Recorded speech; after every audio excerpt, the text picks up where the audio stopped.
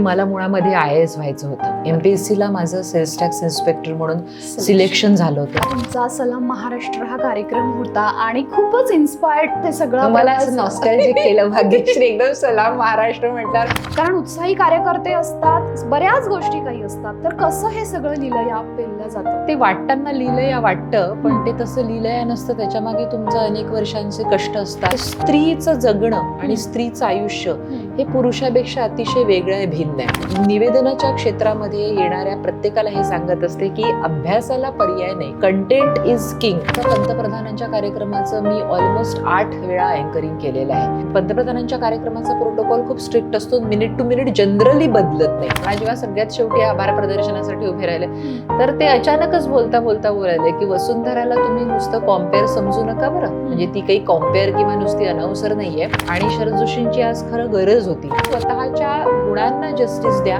खुश राहण्याचा प्रयत्न करा. तुम्ही जे तुमच्या जवळ जे असेल ते तुम्ही जगाला वाटा. पण अँकर म्हणून तुम्हाला खूप हसरं दाखवावं लागतं. पण सुपर वुमन आहोत हे काहीही प्रूव्ह करण्याची गरज नाही. अपनी यादों से कहो एक दिन की छुट्टी दे दे मुझे, अपनी यादों से कहो एक दिन की छुट्टी दे दे मुझे, इश्क के हिस्से में भी इतवार होना चाहिए. अरे वाह, क्या बात है.